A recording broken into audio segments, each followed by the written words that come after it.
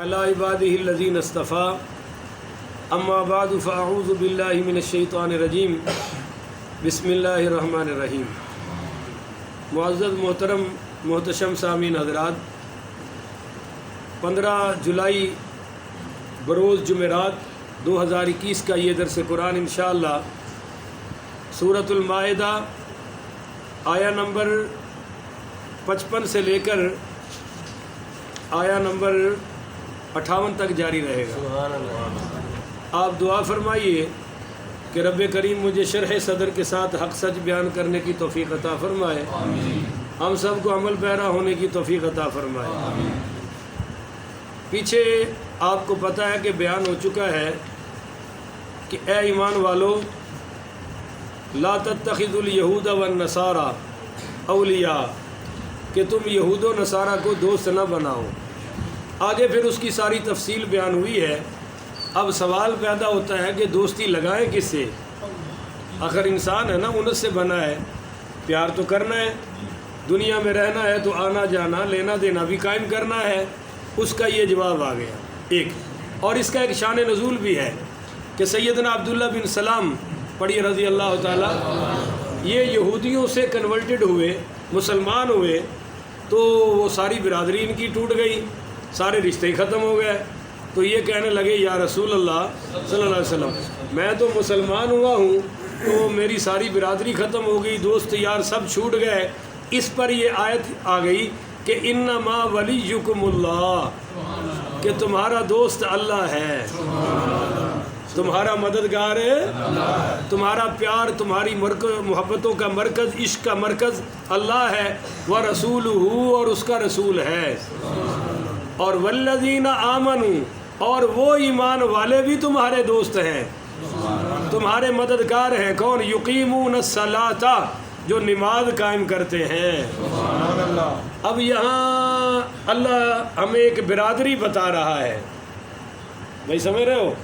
ایک خاندان بتا رہا ہے، ایک رشتہ بتا رہا ہے، اس میں خون نہیں آ رہا، اس میں قبیلہ اور قوم نہیں آ رہی، اس میں تحصیل ضلع ڈاکخانہ نہیں آ رہا، اس میں تھانہ کچہری نہیں آ رہی، اس میں سب سے پہلے اللہ خود آ رہا ہے، اور دوسرا رشتہ اللہ کا رسول ہے۔ اب جو ایمان والے ہیں ان کی آپس میں رشتہ داری کس بنیاد پر ہوگی؟ وَيُقِيمُونَ الصَّلَاةَ، یہ جو نماز قائم کرتے ہیں نا، یہ نمازی بھی تو ایک خاندان ہے، یہ بھی تو ایک برادری ہے، تو ہمارا آپس میں ایک عجیب رشتہ ہے۔ اور نبی ایک پاک پڑھیے صلی اللہ علیہ وآلہ وسلم نے فرمایا، میں تمہارے خاندانی بت توڑنے کے لیے آیا ہوں۔ آج وہ بت پھر کھڑے ہو گئے ہیں، رشتوں میں ہم نے خاندان گھسا رکھا ہے، لینے دینے میں، سارے معاملات میں۔ بھائی سب سے پہلے ہمارے تمام معاملات میں لا الہ الا اللہ ہونا چاہیے، اور ہر طریقے میں محمد الرسول اللہ ہونا چاہیے، اور پھر والذین معہ والذین آمنوا، ایمان والے ہونے چاہیے۔ کون سے؟ یقیمون الصلاۃ، جو نماز قائم کرتے ہیں، ویؤتون الزکاۃ، اور بولیے زکوٰۃ، وہم راکعون، اور ہر حالت میں راکعون، رکوع بھی کرتے ہیں، اور یہاں اصل معنی بنتا ہے وہم راکعون، کہ وہ اللہ تعالیٰ کی بارگاہ میں عاجزی کرتے ہیں، وہ نماز پڑھ کر تکبر، وہ زکوٰۃ دے کر بولیے تکبر۔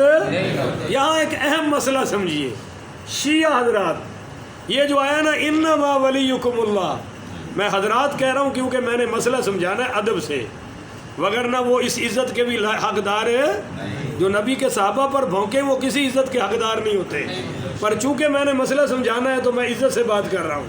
شیعہ حضرات یہاں اس انما کو، حصر انما کو کلمہ حصر مراد لیتے ہیں، کہ تمہارا والی مددگار یا تمہارا تمام معاملات میں متصرف الامور اللہ ہے، رسول ہے، اور والذین آمنوا، وہ ایمان والے، یقیمون الصلاۃ، ویؤتون، نماز قائم کرتے ہیں، ویؤتون الزکاۃ وہم راکعون، اور وہ زکوٰۃ دیتے ہیں رکوع میں، زکوٰۃ دیتے ہیں حالت رکوع میں۔ اس میں ایک روایت ہے جو بڑی مشہور کر رکھی ہے، اور جتنے بھی جہلاء خطیب ہیں، کچھ ہمارے اور کچھ ان کے، وہ سب اس کو بڑے دھڑلے سے بیان کرتے ہیں۔ وہ کہتے ہیں جی ایک سائل آیا اور اس نے مسجد نبوی میں اعلان کیا کہ کوئی میری مدد کر دو، میں غریب ہوں، تو کسی نے نہ کی۔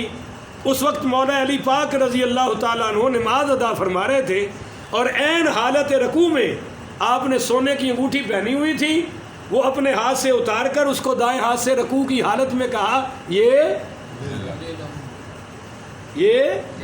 اور اس نے لے لی۔ تو وہ کہتے ہیں یہاں مولا علی کی شان بیان ہو رہی ہے۔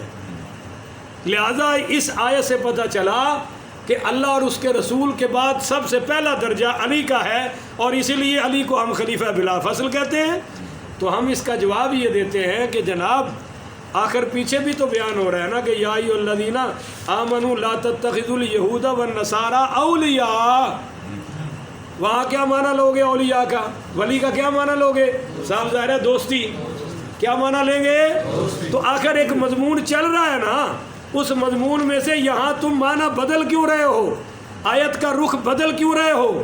اور دوسری بات یہ جو روایت ہے کہ حالت رکوع میں انگوٹھی دے دی، یہ درایتاً بھی غلط ہے اور روایتاً بھی، عقلاً بھی غلط ہے، اور بولیے نقلاً بھی۔ نقلاً تو یہ روایت ضعیف ہے، ہمارے تمام محدثین نے لکھا ہے کہ یہ روایت صحیح، عقلاً کیسے؟ کیا خیال ہے مولا علی پر کبھی زکوٰۃ فرض ہوئی ہے؟ بولو نا ہاں۔ یہ تو تمام اہل سنت اور تمام اہل تشیع کا اتفاق ہے، نہ امام حسن پر کبھی زکوٰۃ فرض ہوئی، نہ امام حسین پر فرض ہوئی۔ انہوں نے کبھی جوڑا ہی نہیں، جمع ہی نہیں کیا، تو زکوٰۃ کیسے فرض ہو گئی؟ زکوٰۃ تو اس مال پر فرض ہوتی ہے نا جو نصاب کو پہنچ کر سال گزر جائے۔ بولیے سال ہے نہ، یہ حالت میرے سونے نبی پر آئی ہے نہ مولا علی پر آئی ہے۔ البتہ حضرت ابو بکر و عمر عثمان رضوان اللہ علیہ اجمعین ان پر یہ وقت آیا ہے، ان پر زکوٰۃ فرض، پر مولا علی پر کبھی فرض ہوئی نہیں۔ دوسری بات، کیا خیال ہے مولا علی سونے کی انگوٹھی پہن سکتے ہیں؟ کیوں جی؟ بھائی سونا مرد پر حرام ہے، تو مولا علی نے کیسی پہنی؟ اور پھر حالت رکوع میں یہ اس ہاتھ سے اتارا، پھر اس میں پکڑا اور اس کو دیا، تو یہ تو عمل کثیر ہے۔ مولا علی کی نماز ایسی نہیں تھی بھائی، وہ تو مسجد میں نماز پڑھ رہے تھے، کوفہ کی مسجد میں، مرکزی جامعہ مسجد میں، چھت کو آگ لگ گئی اور لوگوں نے بجھا دیا اور رش ہوا۔ جب مولا علی پاک نے سلام پھیرا تو فرمایا کیا بات ہے؟ وہ کہنے لگے جی ہم کو نہیں پتہ، آپ مسجد نماز میں تھے، سجدے میں تھے، اور مسجد کی چھت کو آگ لگ گئی، ہم نے آ کے بجھایا۔ تو مولا علی نے فرمایا مجھے اس لیے نہیں پتہ چلا کہ تم اپنے دنیا کے پانی سے یہ دنیا کی آگ بجھا رہے تھے، میں سجدے میں پڑھ کر اپنے آنسوؤں کے پانی سے جہنم کی آگ کو بجھا رہا تھا۔ تو مولا علی کی نماز تو وہ ہے جناب، یہ تھی نہیں جو نماز میں لین دین شروع کر دے۔ بات سمجھ آ رہی ہے یا نہیں آ رہی؟ اب سنیے علمی اور تحقیقی بات۔